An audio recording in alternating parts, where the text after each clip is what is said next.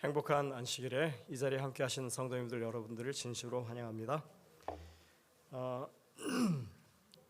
오늘은 세차도 해야 되고 하여튼 이렇게 오후에 시간이 좀 분주할 것 같습니다. 여러분들 즐거운 마음으로 이렇게 참여해 주시면 감사하겠습니다. 세르토스 교회에 오신 손님 여러분들을 진심으로 환영합니다. 늘 하나님의 돌보시는 은혜 가운데 귀한 이 발걸음이 되시기를 간절히 바랍니다. 오늘 제 말씀의 제목은 기도하는 믿음입니다. 우리가 기도를 하는 것이 정말 믿음이 필요하다고 하는 것을 좀 생각해 보는 그런 내용이 되겠습니다. 기도는 그냥 하는 게 아니고 믿음을 가지고 해야 합니다. 그래서 오늘 주제 말씀은 누가복음 18장 6절부터 8절에 있는 말씀입니다. 주께서 또 가라사대 불의한 재판관의 말한 것을 들으라. 그러니까 1절부터 5절 사이에 지금 6절이니까요. 1절부터 5절 사이에 어떤 이야기가 있는 거예요. 그래서 그 불의한 재판관이 한 말을 주의해서 들으라는 것입니다. 하물며 하나님께서 그 밤낮 부르짖는 택하신 자들의 원한을 풀어주지 아니하시겠느냐? 저희에게 오래 참으시겠느냐? 내가 너희에게 이르노니 속히 그 원한을 풀어주시리라. 그러나 인자가 올 때 세상에서 믿음을 보겠느냐 하시니라. 오늘은 기도에 관한 말씀인데 너무나 흔한 주제이기도 하죠. 이 본문의 말씀은 어떤 과부가 드리는 기도에 관한 그런 그 비유죠. 비유. 그 과부가 드리는 기도는 아니에요. 과부가 드리는 청원에 관한 것입니다. 어떤 마을에 한 과부가 억울한 일을 당해서 이제 그 재판관에게 이걸 좀 바로잡아 달라고, 제발 내가 좀 내 형편이 이 억울한 상황에서 벗어날 수 있게 해달라고 그렇게 청원을 계속 하는데, 이 사람이 불의한 재판관이에요. 불의하다고 하는 건 뭐예요? 공정하지 못하다는 얘기죠. 별로 이렇게 그 소외계층에 속한 사람이고 사람들로부터 인정받지 못하는 사람이니까 그 사람의 이야기를 들어주고 싶지 않은 거예요. 그래서 그걸 계속 무시했습니다. 그런데 하도 집요하고 끈질기게 계속 쫓아다니니까 그 재판관이 하는 말이 뭐냐면 내가 귀찮아서라도 들어줘야겠다. 이렇게 한 거예요. 그래서 예수님이 그 불의한 재판관이 한 말을 좀 생각해 봐라. 이렇게 그 공정하지 못한 재판관도 너무 끈질기게 가니까 귀찮아서 들어주지 않았느냐. 그런데 하나님은 정말로 밤낮 부르짖는 그 백성들의 탄원을 들어주지 않겠느냐. 그것도 속히 들어주실 거다. 이렇게 예수님이 하시는 그 말씀이 오늘 그 본문 말씀의 아주 핵심적인 이야기입니다. 네, 여러분들에게 제가 질문 하나 드리겠습니다. 여러분들은 밤낮으로 탄원하십니까? 예? 아주 열심히 끈질기게 이렇게 탄원하십니까?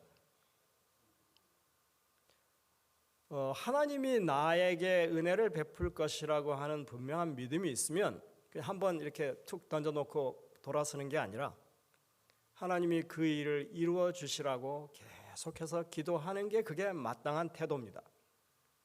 그러니까 기도는 그냥 내가 이 wish list 그냥 원하는 것 쭉 작성해 놓고 오늘 하나님 제가 1번 기도합니다. 2번 기도합니다. 그러니 이제는 내가 2번 다시 안 할 테니까 꼭 잊지 말고 들어주세요. 이렇게 하는 게 아닙니다. 어떻게 한다고요? 들어주실 때까지 밤낮으로 매달리. 이게 절실한 거예요. 그만큼 그게 너무 내게 필요한 거예요. 그래서 기도는 어떻게 보면 하나님께 매달리듯이 그렇게 계속해서 믿음을 가지고 끊임없이 기도하는 것이 정말 좋은 일이다. 이렇게 예수님이 우리에게 말씀하시는 겁니다. 여러분들, 저희 교회에서 하는 듯 마는 듯 하는 기도 운동이 하나 있습니다. 이름이 뭡니까? 다들 기억하시네요. 저는 기억 못 하실 줄 알았는데 그게 제 전략이에요. 하는 듯 안 하는 듯 그냥 가랑비에 이슬 젓듯이 기도를 계속하게 하는 것. 여러분들 새벽 기도마다 저희가 리스트를 올리죠. 그러면 이제 여러분들이 그걸 가지고 기도하시다 보니까 이제는 기도의 어떤 그 내용 가운데 거기에 있는 내용들이 계속 이렇게 여러분들이 아마 리마인드 돼서 그게 이제 정착이 되다시피 하셨을 거예요. 여러분들이 충분히 거기다 애드할 수 있습니다. 더 많이 넣으실 수 있습니다. 여기 이 챕아웃이라고 하는 이게 여러분들 혹시 이거 받으신 분들 계시죠? 네. 붙여 놓으셨어요. 여기 그 잠옷실에 보면 붙어 있고요.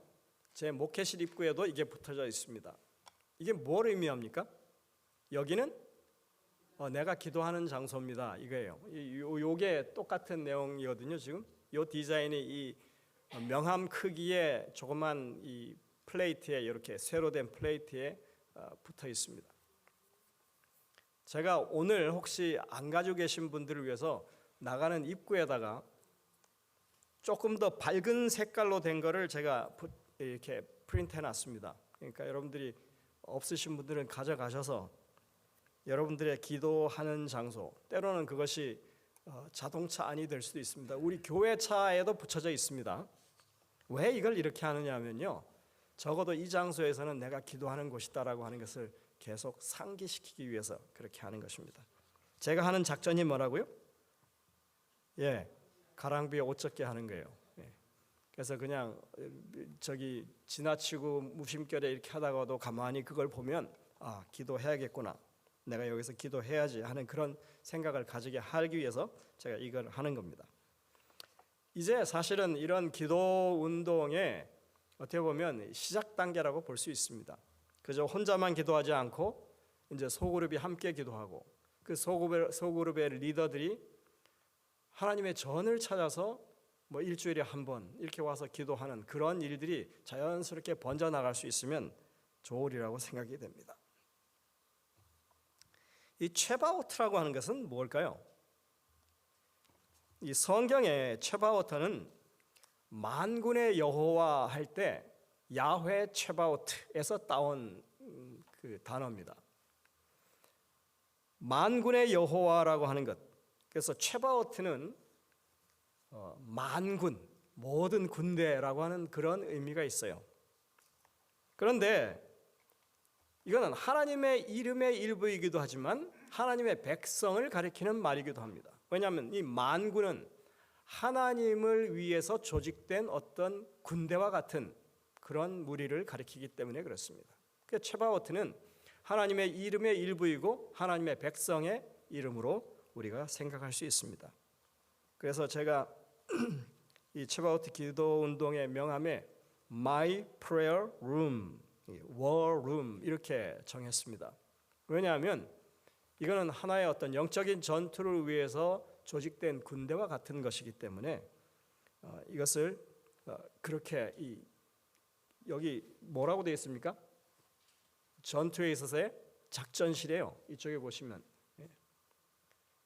그러니까 이 챕아웃이라고 하는 것은 내가 하나님의 기도의 군대의 한 군사로서 그 작전실에 들어가서 내가 기도하는 거예요. 하나님의 성전은 기도하는 곳입니다. 이것이 멸망해 가는 이스라엘을 향해서 하나님께서 선언하셨을 때 그때 하신 그 말씀이에요. 이 이스라엘 백성들이 이제 죄악으로 인해서 완전히 이제 멸망해 가는 그 순간에 하나님께서 이 말씀을 하신 거예요. 그래서 체바오트라고 하는 것, 이것이 기도의 어떤 이 사람들이 하는 일이라고 하는 것을 우리가 생각할 수 있어요. 그것은 이사야 56장 7절에 이렇게 말씀하고 있습니다. 내가 그를 나의 성산으로 인도하여 기도하는 내 집에서 그들을 기쁘게 할 것이며 그들의 번제와 희생은 나의 단에서 기꺼이 받게 되리니 이는 내 집은 만민의 기도하는 집이라 일컬음이 될 것임이라. 하나님의 성전은 뭐 하는 곳이라고요? 기도하는 곳. 이게 하나님께서 가장 바라시는 곳이에요. 물론 예전에 성소에 와서 사람들이 어린 양을 희생해서 속죄함을 받는 것, 이것도 중요한 성전의 기능 중에 하나죠. 하지만 그것만큼이나 중요한 게 있는데 뭐냐면 그렇게 구원함을 받은 하나님의 백성들이 하나님을 의지하며 살아가기 위해서 이 성전이 기도하는 집이 되도록 하는 게 하나님의 원래 뜻이었습니다. 예수님이 이 이사야 56장 7절에 있는 말씀을 인용하십니다. 언제 하십니까? 성전을 정결하게 하실 때. 마태복음 21장 13절, 마가복음 11장 17절, 누가복음 9장 46절에 보면 사실 동일한 내용이 나와요.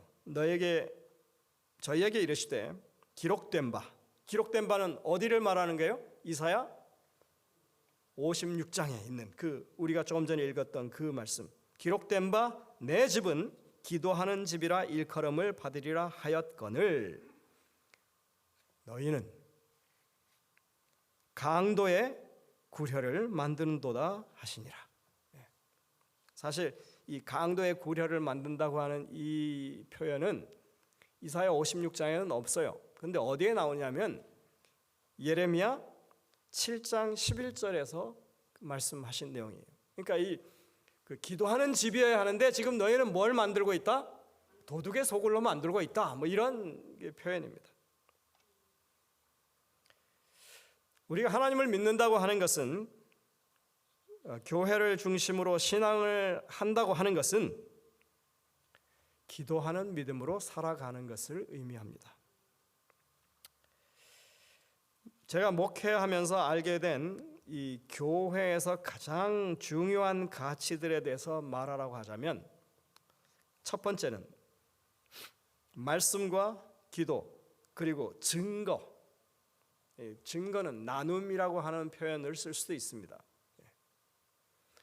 하나님의 말씀을 통해서 하나님의 뜻을 깨닫고 그걸 행할 만한 능력을 기도로 통해서 얻고 또 그렇게 내가 경험한 것들을 주변 사람들에게 나누고 내가 하나님께로 받은 축복을 주변 사람들에게 또 나누어 주고 하는 이런 것이 교회의 가장 중요한 그런 일이라고 하는 것을 제가 목회를 통해서 확신하게 되었습니다. 그것을 기초로 해서 그게 가장 우리의 기본적인 활동이고 그 위에다가 이제 우리가 이렇게 교회에서 흔히 일어나는 교제와 사귐이 자연스럽게 이루어질 때 교회는 정말 안정되고 바른 트랙 위에 서게 되는 것입니다. 근데 여러분들 이 우선순위가 바뀌게 되면 다시 말해서 가장 근본적으로 해야 할 말씀과 기도와 이 증거라고 하는 일을 우리가 하지 않고 교제와 사귐에 먼저 우선순위를 두게 되면 사람과 사람 사이의 관계는 쉽게 무너지고 맙니다. 그 교회에서 많이 보는 현상이에요. 그러니 여러분들 복음에 충실한 정말 그 하나님의 이 사랑을 많이 느끼고 은혜를 감당할 수 있는 그런 교회, 또 우리가 흔히 말하는 좋은 교회, 행복한 교회가 되려면 반드시 이 우선순위를 생각하고 그 기초를 더 튼튼히 하는 교회가 되어야 하는 것입니다.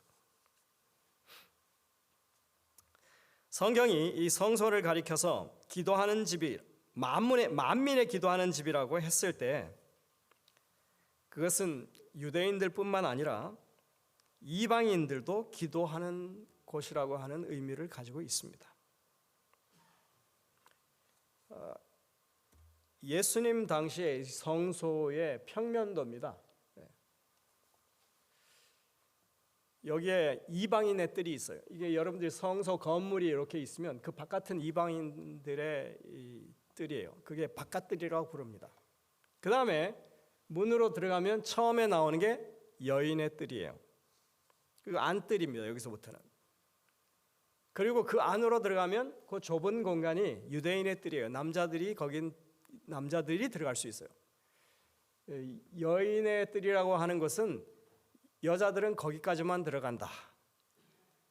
이방인의 뜰이라고 하는 것은 이방인들은 그 경계선까지만 갈 수 있다. 이게 이방인의 뜰, 여인의 뜰, 유대인의 뜰 하는 것은 전부 다 거기까지 누가 갈 수 있는지 한정시켜 놓은 금지선이에요. 어떻게 보면.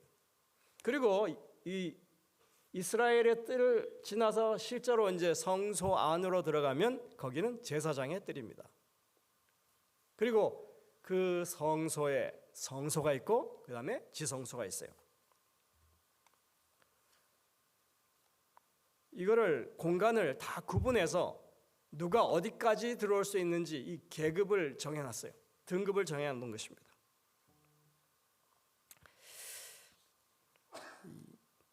성소라고 하는 것은 아까 뭐라고 그랬습니까? 기도하는 집인데 누가 기도하는 집이요? 만민이 기도하는 집이에요. 유대인들은 성소는 만민이 기도하는 집이라고 하는 하나님의 이 분명한 선언을 무시하고 뭐 했어요? 누구는 어디까지만 들어올 수 있어 하면서 등급을 나눠서 구분을 해놨다는 것입니다.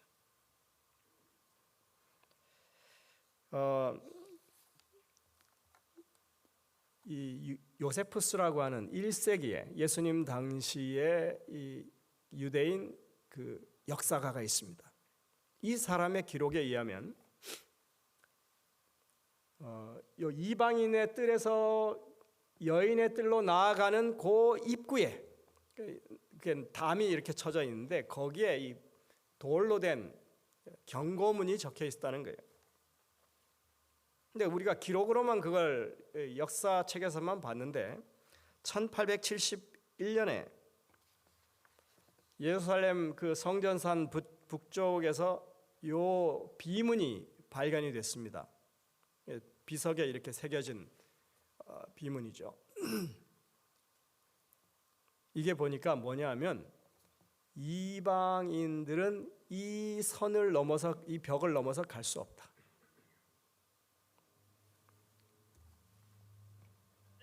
이 선을 넘어서 가게 되면 뭐라고요? 사형 선고를 받는데 그 죽음에 대해서는 자신이 책임을 져야 된다. 그러니까 성전에 지금 뭘 들여놓은 거예요? 금줄을 들여놓은 거예요. 여기를 넘어가면 죽어요. 엄연히 여기도 성소의 영내인데 그렇게 지금 이게 1871년에 고고학적 발굴에 의해서 그 비문이 보여지면서 이게 정말 이랬구나 하는 것을 우리가 이제 알게 된 것입니다. 근데 여러분들 흥미로운 사실은 아까 이사야 56장에서 내 집은 기도하는 집인데 만민의 기도하는 집이라고 했을 때 그 문맥이 뭐냐 하면요, 이전에는 이스라엘의 회중에 들어오지 못했던 사람들, 이스라엘로부터 하나님의 구원으로부터 이 배제되었던 사람들, 이방인들 또는 포로들, 내시들, 그리고 외국인들 모두에게 하나님께서 구원의 은혜를 베푸실 것이고 그들이 내 성전에 와서 안식일도 지키고 제사도 드리고 그리고 기도할 것이다. 이 얘기를 하고 있는 장이 이사야 56장이에요. 예수님이 오시기 700년 전부터 하나님께서는 그 사실을 분명하게 이스라엘 백성들에게 가르쳐 주셨다는 거예요. 근데 이스라엘 백성들은 뭐 했어요? 그 700년 내내 하나님의 말씀을 무시하고 결국은 선을 딱 그어놓고 여기는 절대로 누가 들어올 수 없어요? 이방인은 이쪽에 들어올 수 없다. 왜? 부정하니까.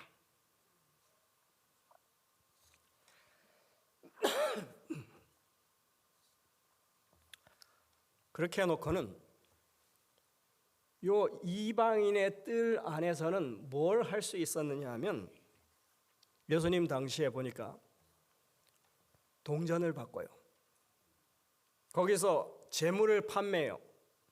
뭐 비둘기도 팔고, 하여튼 온갖 그 장사가 거기서 다 이루어져요. 왜 그럴까요? 거기가 여기 여인의 뜰부터는 아주 경건하고 이 거룩한 곳이니까 절대로 이방인은 들어오지 못해. 그러면서 그 이방인들이 오는 데까지는 뭐 여기는 적당히 뭐 더러운 곳이니까 부정한 곳이니까 여기서는 뭐 해도 돼요? 장사해도 되고 그 다음에 그렇게 환전을 해도 돼요. 근데 그게 거룩하고 부정한 것에 의해서 사실은 그게 된 것이 아닙니다.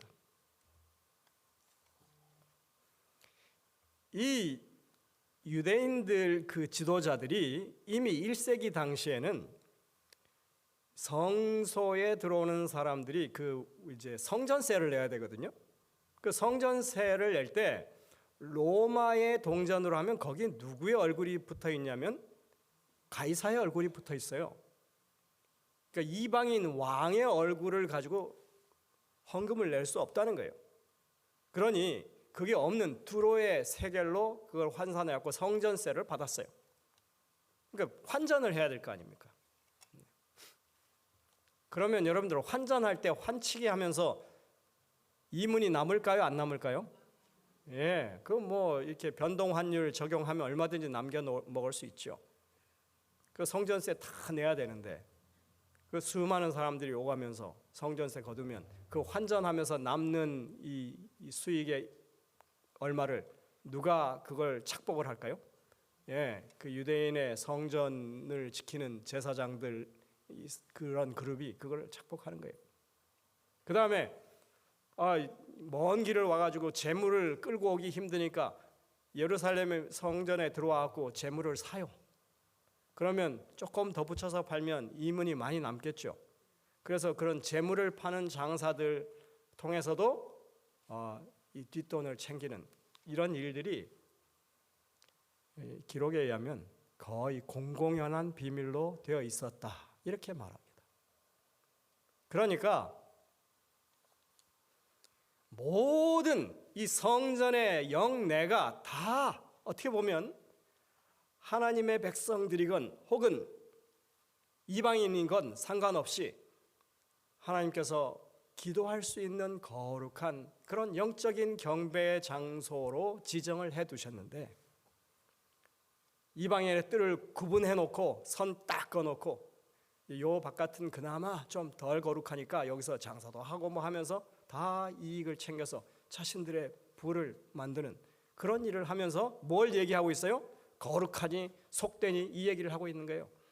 그러니 예수님께서 그것을 청소하시는 거예요. 정결케 하시는 거예요. 너희의 하는 것이 정말 하나님 앞에 거룩함을 좇기 위해서 하는 것이냐? 이방인들 여기까지만 들어오게 해놓고 그리고는 그 영역에서 너희가 원하는 이익을 다 챙기는 이런 장사 속으로 도둑의 소굴로 강도의 구렬로 이렇게 만들어 놓고는 너희가 하는 것이 옳지 않다고 주님께서 말씀하시는 겁니다.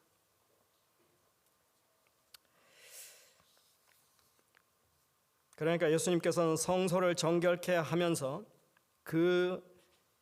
이사야 56장에 나와 있는 말씀을 인용하신 것입니다.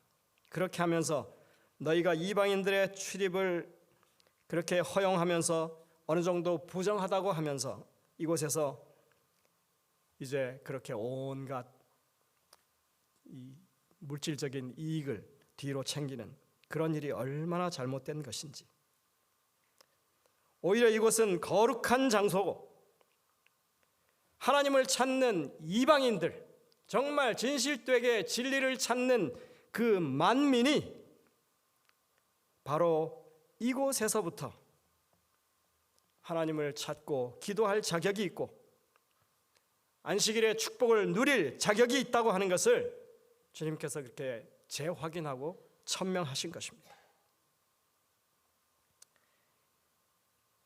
예수님께서 이러한 선언을 하신 것은 후에 이 제자들을 통해서 다시 한번 분명하게 확인이 됩니다. 갈라디아서 3장 28절에 보면 하나님께서 사람을 구원하기 위해서 제시하시는 복음의 내용은 유대인이나 헬라인이나 종이나 자주자나 남자나 여자나 없이 다 그리스도 예수 안에서 하나라고 모두 다 같은 자격으로 하나님의 구원을 얻을 수 있다고 하는 것을 분명하게 밝혔고, 로마서 10장 12절에도 보면 유대인이나 헬라인이나 차별이 없다고 분명하게 말씀합니다. 그리고 여러분들 에베소서 2장을 보시면 한 장 전체를 통틀어서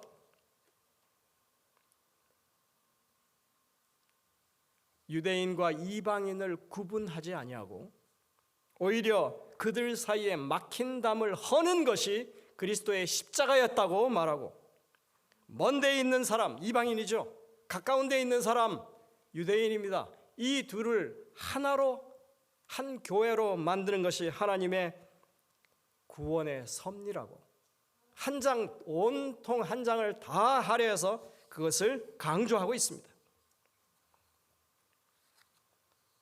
성전은 그 어느 구석이 되든 간에 누구에게든지 열려있는 기도의 장소입니다. 우리는 이곳에 기도하러 올 자격이 있고 우리는 이곳에 와서 기도해야만 하는 것입니다.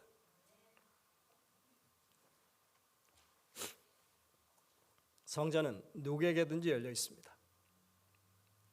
혹시 여러분들 기도하고 싶은데 주중에 교회가 잠겨서 교회 못 오시는 분들 계시면 저한테 그냥 얘기하십시오. 제가 언제든지 열어드리겠습니다. 제가 여기서 잠깐 질문 하나 더 드리겠습니다. 여러분들 성찬 예식은 침례받은 사람만 참여하는 건가요?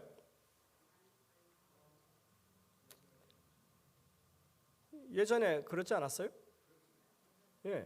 근데 여러분들 교회 요람을 보면 교회 요람이 바뀌었습니다.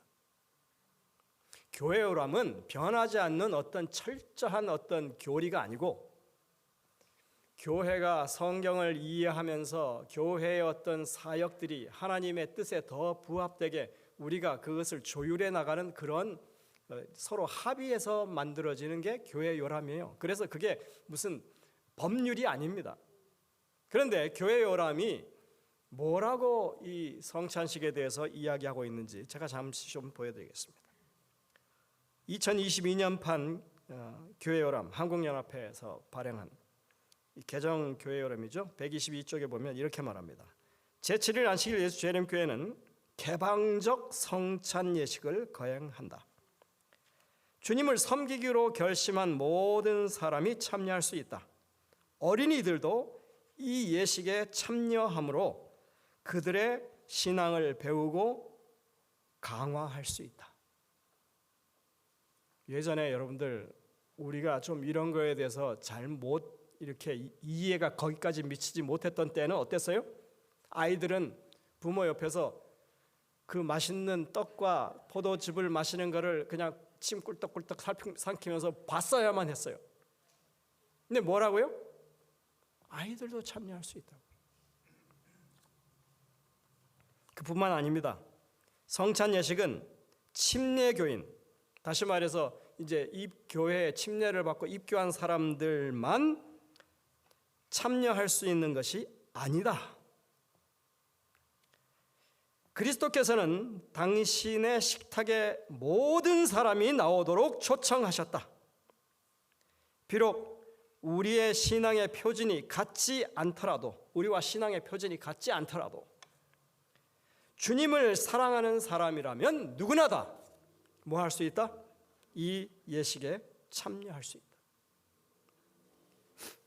제가 예전에 어느 한 교회에 있을 때 저는 모든 사람들이 참여할 수 있다고 그랬더니 그분은 아마 옛날 뭘 가지고 있었나 봐요. 막 저한테 들이대면서 이거 아닌데 목사님 왜 그렇게 가르치시냐고. 그래서 제가 새 거를 갖다 드렸어요. 그러니까 그분은 아마 이 교회 요람이 무슨 교회 무슨 율법서처럼 그렇게 생각하셨나 봐요. 재림교회는 심지어 이 재림교회의 기본 교리라고 하는 것조차도 우리는 신경, 다시 말해서 이 크리드, 절대로 한번 결정되면 바뀌지 않는 그런 것이라고 말하지 않습니다. 우리의 이 이해의 폭이 지금은 여기까지 가려져 있지만 성령께서 그 이해의 폭을 더 넓히셨을 때 우리는 얼마든지 이 재림교회가 이제까지 믿던, 알고 있던 그런 것을 조금 더 확장하는 일을 우리는 서슴지 않습니다. 저는 이게 재림교회가 정말 진리를 추구하는 교회라고 제가 생각하는 이유입니다. 여러분들 혹시 고린도전서 11장 28절부터 29절의 말씀 때문에 오해하고 계신 것은 아닙니까?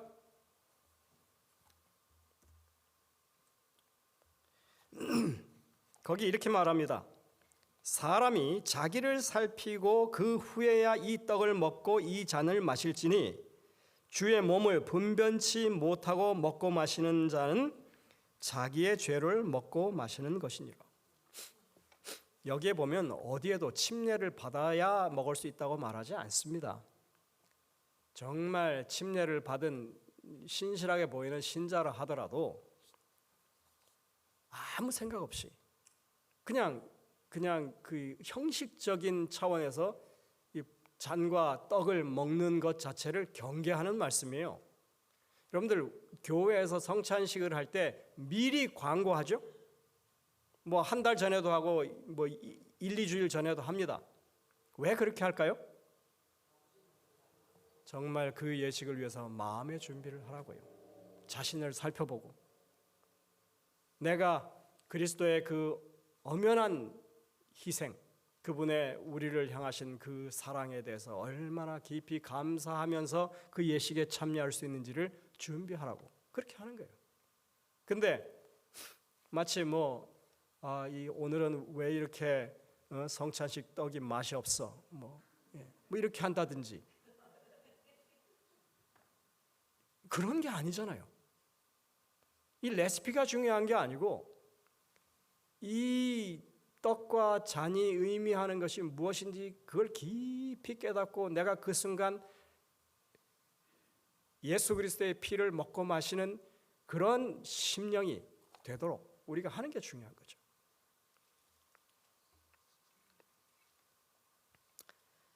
성찬은 건성으로 할 수 없는 겁니다. 똑같이 기도도 마찬가지입니다. 여러분들 기도를 건성으로 하시는 분들이 있어요. 식사기도 하는 거 보면 압니다. 이렇게 그 짧은 순간에 무슨 기도를 했을까요? 이렇게. 제가 시간을 따지는 건 아닙니다. 저보고 누가 그러더라고요. 목사님은 식사하는데 기도를 안 하세요. 그래갖고 제가 그랬어요. 저는 식사 끝마친 다음에 기도하는데요. 그랬어요. 정말 여러분들 기도는 우리가 진지하게 하나님 앞에서 말씀을 나누는 귀한 시간입니다. 절실한 필요를 주님께 아뢰 수 있는 특권을 누릴 수 있는 시간이에요. 그러니까 그 시간을 소중하게 생각하시고 기도를 하더라도 뭐해요? 마음을 다해서 그렇게 하게 되시기를 바랍니다. 짧은 기도도 좋습니다. 잠깐 눈을 감았다 뜨는 기도를 하더라도 뭐 하라고요? 온 마음을 실어서 그렇게 눈을 감고 뜨시기를 바랍니다. 마찬가지로 교회는 모든 사람의 기도하는 곳으로 열려 있습니다. 그래야만 합니다. 예수님 당시에 유대인들의 이 여인의 뜰이라고 하는 것은 사실은 여기 여인의 뜰이라고 하는 것은 여인들만 들어갈 수 있다고 하는 곳이 아닙니다. 여인들이 거기까지는 들어갈 수 있다는 얘기예요. 근데 여기가 실제로 성전 바로 입구 이제 마당이기 때문에 성전 안뜰이기 때문에 모든 유대인들이 거기까지는 다 들어갈 수 있어요. 이제 유대인 성인들이 들어갈 수 있는 데가 그 이방의 이제 이스라엘의 뜰이라고 하는 그 안쪽에 좁은 공간이지만 여기 넓은 공간은 누구나 다 남녀노소 할 것 없이 다 들어갈 수 있는 그런 공간이에요. 그래서 여기에서 벌어지는 일이 많았습니다. 여러분들 헌금 드리는 일을 어디서 했을까요? 바로 여기서 했어요. 성경에 나오는 이 두 렙돈 드린 과부의 이야기, 여기서 일어나는 일입니다. 대부분의 공적인 예배 여기서 드립니다. 물론 여기가 차면 이방인의 뜰까지 다 저거 하지만 차지하지만 근데 여기에서 예배도 드리고 기도도 드리고 대부분의 신앙과 관련된 일들이 여기서 벌어집니다. 말씀도 여기서 강론합니다. 그러니까 유대인들에게 있어서 만민의 기도하는 집이라고 하는 개념은 바로 이 여인의 뜰이라고 해도 과언이 아닐 정도입니다. 모든 실제적인 신앙 활동의 근거지가 바로 여인의 뜰인 것입니다. 교회 안에서 여성들의 사역은 정말로 중요합니다. 성경에서도 하나님의 조직된 군대로서 묘사된 것은 남성보다 여성을 향해서 그렇게 묘사한 것이 분명합니다. 구약 성경에 보면 광야 성소 문에서 봉사하던 수종드는 여인들이라고 하는 그런 사람들이 나옵니다. 이 수종드는 여인들 할 때 수종드는 했을 때 히브리어가 뭐냐면 초바오트예요. 초바오트. 초밥을 생각하시면 쉽게 딱 기억이 되실 거예요. 근데 우리가 조금 전에 읽던 만군의 여호와 하나님의 군대 할 때 체바오트와 너무나 닮았죠. 이게 똑같은 단어예요. 하나는 여성형일 뿐이에요. 그러면 이 여인들은 도대체 이 군대처럼 조직되어서 활동을 하고 있었는데 이 여인들은 뭘 했느냐? 여기서 성전 출입을 관리하기도 하고 성소에서 진행되는 모든 예식을 보조하는 일을 했습니다. 희생 제물의 고기를 삶거나 조리하는 일을 했고요. 청소하는 일도 하고 제사장들의 세마포를 짜거나 그것을 수선하는 일도 합니다. 그리고 그 금초대에 여러분들 그냥 기름만 붓고 타면 그게 불이 타나요? 심지가 있잖아요. 심지. 제사장들의 옷을 입고 이제 폐기할 때 그것을 가지고 심지를 만드는 일도 이 여인들이 했습니다.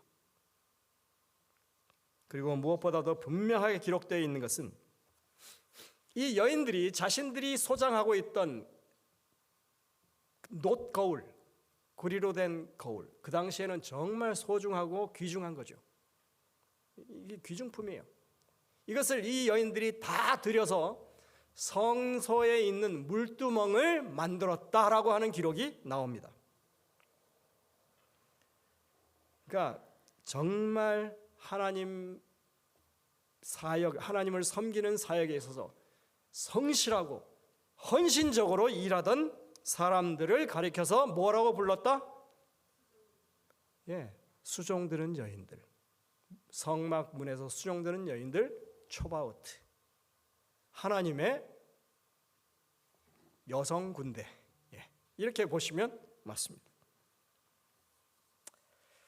여집사님들, 교회에서 이렇게 부엌에서 일하는 게 부엌대기 하는 일이 아닙니다. 하나님 백성들의 먹을 것을 제공하는 정말 귀한 사역입니다. 그게 거룩한 일이에요. 그냥 허드렛 일 아닙니다. 그냥 노가다 아닙니다. 저희들이 이제 빵을 이렇게 한 달에 한 번씩 만들고 있는데 정말 고되게 합니다, 사실. 근데 그 빵 만드는 일도 그게 노가다 아닙니다. 그저 그냥 잡일을 하는 거 아니에요. 그것 또한 하나님의 선교를 위해서 거룩한 자금을 마련하고 교회의 필요를 채우는 그런 일인 것입니다. 옛날 성서에는 장작을 패는 사람이 있었고요, 물을 깃는 사람들이 있었습니다. 성소에서 하던 그 일 가운데 좀 낮은 등급의 봉사로 여겨지는 그런 일이었습니다. 처음엔 기브온 사람들이 그 일을 부여받았었고 나중에는 그 하는 사람들을 가리켜서 느디님이라고 불렀습니다. 이것은 바쳐진 사람, 헌신한 사람이라고 하는 뜻입니다. 그들은 그 일을 노예 정신으로 하지 않았습니다. 하나님의 이 거룩한 속죄와 구원 사역을 위해서 누군가는 해야 하는 그런 거친 일을 본인들이 자원해서 한다고 생각했습니다.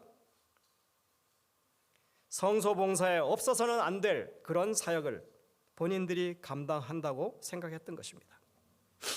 이런 것이 분명하게 드러나는 것은 이스라엘 백성들이 바벨론의 포로로 잡혀갔다고 이제 돌아오는 일이 있을 때 두 번째 귀환에서 그 한 사건에서 벌어집니다. 바벨론에 다 정착해서 잘 살고 있으니까 돌아가자고 그래도 그 폐허가 된 예루살렘에 가는 게 그게 부담스러운 거예요.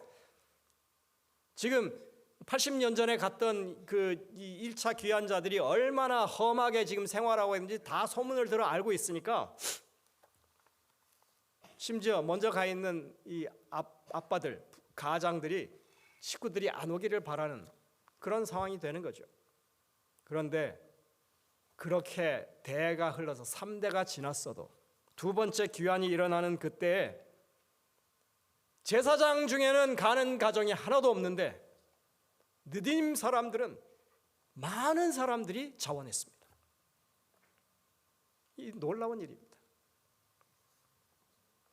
누구나 하찮은 일이라고 생각했지만 그들은 그 몇 대가 지나는 그 시간조차, 그 시간에조차 그 자손들이, 그 선조들이 하던 일이 하나님의 이 사업에 있어서 귀중한 봉사 영역이라고 하는 것을 알고 그 일에 자원해서 나선 것입니다. 성소에서 하나님의 교회를 위해서 일하는 것은 그 어느 것 하나 천하지 않습니다.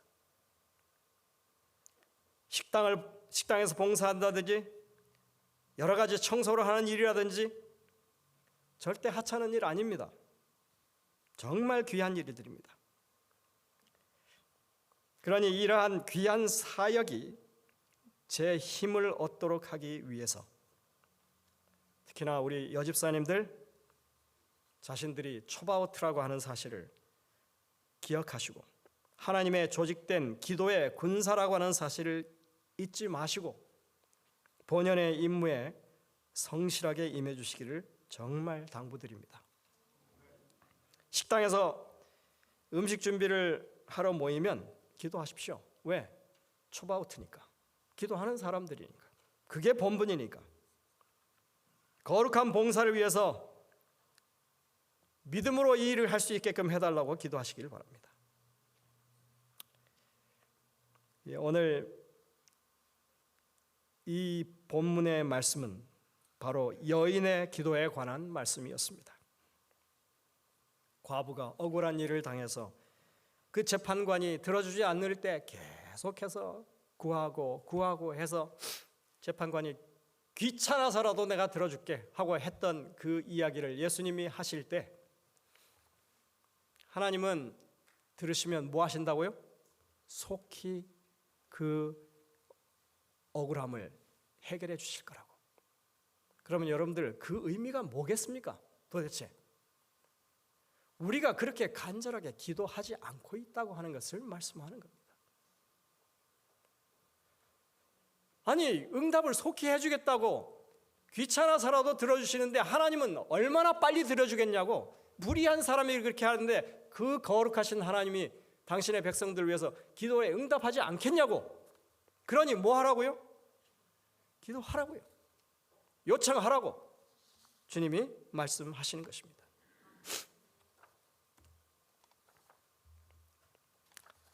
성경에 보면 하나님의 전신갑주 이야기가 나옵니다. 여러분들 전신갑주에 대해서 너무나 잘 아시죠? 그죠? 얼마나 잘 아시는지 제가 테스트하겠습니다. 자, 구원의 투구가 있습니다. 믿음의 방패를 가지고 의의 호심경을 차고, 그 다음에 진리의 허리띠를 띠고, 평안의 복음에 예비한 신을 신고, 그리고 성령의 금, 곧 하나님의 말씀을 가지라고. 이게 하나님의 전신갑주라고 얘기했습니다. 그렇죠? 아니, 맞아요? 틀려요? 맞죠? 너무나 쉬운 거라서 여러분들이 대답을 잘 안 하시는 건지 모르겠습니다. 그러면 이렇게만 하면 여러분들 만사가 다 이제 안전하게 됩니까? 오, 예. 이거요. 이렇게 해놓으면 그냥 좋은 장비를 가진 군사에 불과해요. 근데 뭐가 없어요? 생명이 없어요. 생명이 살아있질 않아요. 우리가 말한 모든 것, 이 구원의 투구, 이 믿음의 방패, 의의 호심경, 진리의 허리띠, 그리고 평안의 복음의 신, 성령의 검, 심지어 하나님의 말씀까지도 기도가 없이는 하나도 효력을 발생하는 게 없다고 말하는 겁니다. 이게 영혼의 호흡이라고 그랬잖아요. 그러니까 예수님이 하신 말씀도 기도하면 들어주셔. 왜 안 해? 이 전신갑주의 이야기도 이러한 완전 군장을 갖추고는 있는데 왜 기도하지 않아서 이 모든 이 장비들이 효력을 발생하지 못하게 하냐고 지금 말씀하고 있는 겁니다. 그러니 여러분들 전신갑주만 입으려고 노력하지 마시고 이 성령의 검 하나만 가지고도 기도하시면 돼요. 네? 믿음의 방패 하나만 가지고도 기도를 해야만 이 방패 역할을 하는 거예요. 그러니 반드시 기도하시기를 바랍니다. 그리고 하나님께서 들어주시겠다고 하시는 약속, 그 약속을 전적으로 신뢰하시는 여러분들 되시기를 바라면서 말씀을 줄이겠습니다.